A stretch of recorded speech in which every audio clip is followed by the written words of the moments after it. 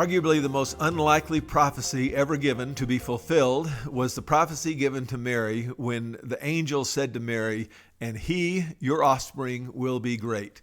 This prophecy was given to a poor, virgin, unheard of lady from the young girl from the backwater of a small town in a small country.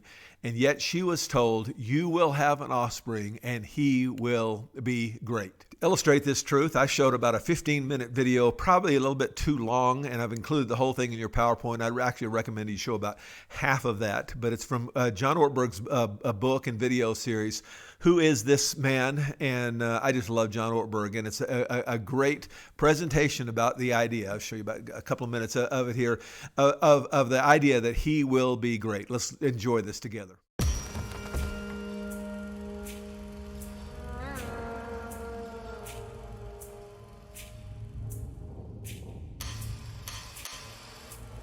A great Yale historian wrote these amazing words.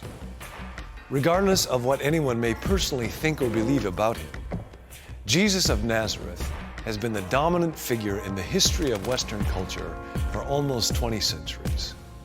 If it were possible, with some sort of super magnet, to pull up out of that history every scrap of metal bearing at least a trace of his name, how much would be left?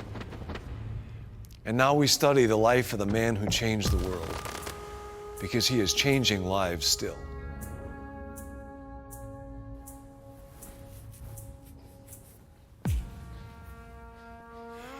On the day after Jesus died, it looked like whatever little mark that he had made on the world would rapidly disappear.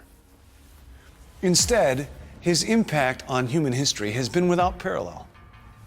Now, normally when somebody dies, their impact on the world immediately begins to recede.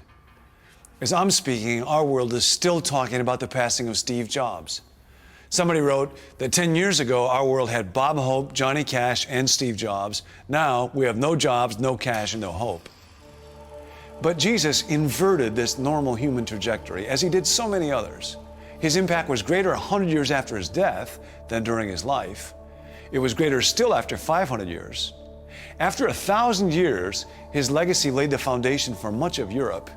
After 2,000 years, he has more followers in more places than ever. And yet, his vision of life continues to haunt and challenge humanity. His influence has swept over history like the tail of a comet, bringing his inspiration to what has happened in art, science, government, medicine, and education. He has taught people about dignity, compassion, forgiveness, and hope. His presence is unavoidable. He is history's most familiar figure. His impact on the world is immense and non-accidental. Great men have sometimes tried to secure immortality by having cities named after themselves. The ancient world was littered with cities that Alexander named Alexandria and Caesar named Caesarea. You might spend a little time talking about, get out a map, get out your phone and look at a map and see, can we see how many towns in our state are named after Jesus or somebody related to Jesus? Who in the room has a name that is related to Jesus in some way, or to a biblical name in some way?